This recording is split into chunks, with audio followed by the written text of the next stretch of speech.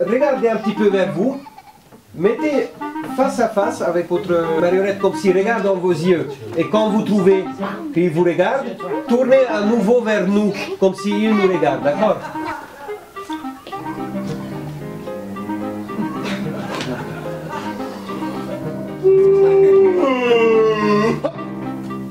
On n'a rien de temps. Moi je m'appelle Aurélien, je suis marionnettiste, comédien aussi. J'ai une compagnie de marionnettes, le Théâtre de la Camelote. L'idée c'était qu'il y avait Harry Holtzman, qui est donc marionnettiste, qui nous a accompagnés pendant 2 jours, le week-end dernier. Et du coup on a chacun inventé des bouts de forme autour de la thématique globale qui est donc le théâtre d'objets documentaires. C'est pour ça que la capitale m'envoie, parce que vous, la Normandie, on attend toujours les réponses. Et oui.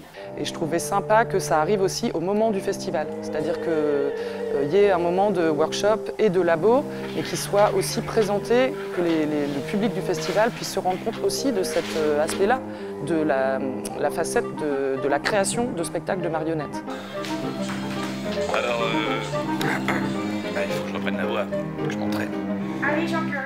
Alors, je m'appelle Jean-Claude, je suis journaliste et c'est les micros pour Télé. Bonjour, mademoiselle. Bonjour.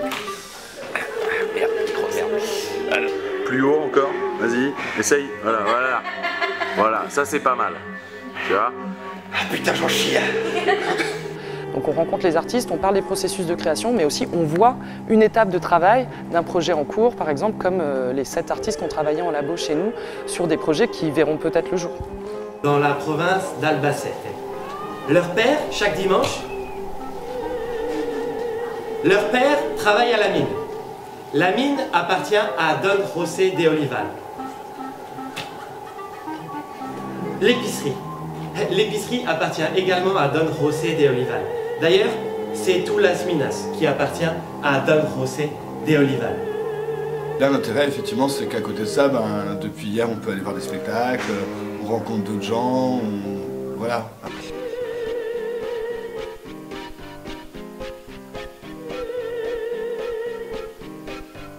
J'ai fait une sorte de bidule qui parle à moitié de mon père, à moitié de l'idée de disparition. Je sais pas trop ce que je vais en faire la semaine prochaine. Alors bon, ils se sont mariés.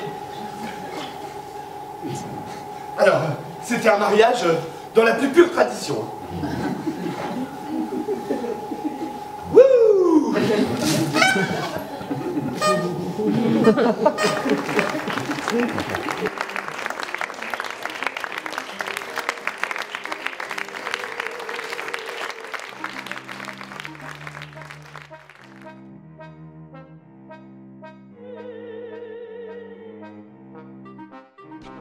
Et tout de suite, on rentre dans le bâtiment où s'est passé ce spectacle.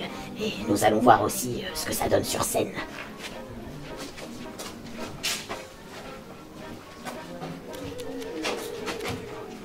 C'est pas un écran en fait, c'est une maison. C'est une maison dans laquelle les gens circulent, habitent et réveillent des souvenirs. Alors je ne sais pas, vous pouvez par exemple, je vais vous diriger vers la chambre des filles si vous voulez bien me suivre. Ah oui. Voilà. C'est un objet, dans toutes les chambres il y a une table de chevet avec une lampe. Et cette lampe quelquefois nous invite à la rêver comme celle-ci. Voilà. Moi j'ai le souvenir quand j'étais gamin, comme beaucoup d'enfants, comme beaucoup d'adultes, quand on est enfermé dans sa chambre et que le soleil filtre à travers les persiennes, on voit des raies de lumière, vous savez. Ah oui, oui. Les raies de lumière se déplacent en fonction du déplacement du soleil, mais aussi quelquefois la nuit, en fonction du déplacement des phares des voitures. Ah oui, puis vous voyez même la lune. Hein. Même la lune, mais le mouvement des phares de la voiture qui passe pas loin me faisait vraiment rêver. Voilà, et je partais comme ça, et c'est un peu la traduction de ce type de rêverie. Eh bien, l'idée m'est venue un jour où j'ai lu La poétique de l'espace de Monsieur Gaston Bachelard. Voilà, donc Monsieur Gaston Bachelard qui, pour l'occasion, dans ce spectacle, est appelé Monsieur Brindavoine. Monsieur Brindavoine avait comme particularité de collectionner des maisons. Vous voyez, le public circule de pièce en pièce et réveille en fonction de ses émotions, des souvenirs. Et voilà, tout l'objet du spectacle, c'est ça. C'est pouvoir réveiller des souvenirs d'enfance. D'enfance ou d'adultes aussi.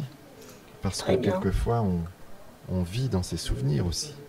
Eh bien, écoutez, merci beaucoup pour ce petit partage avec nos chers téléspectateurs.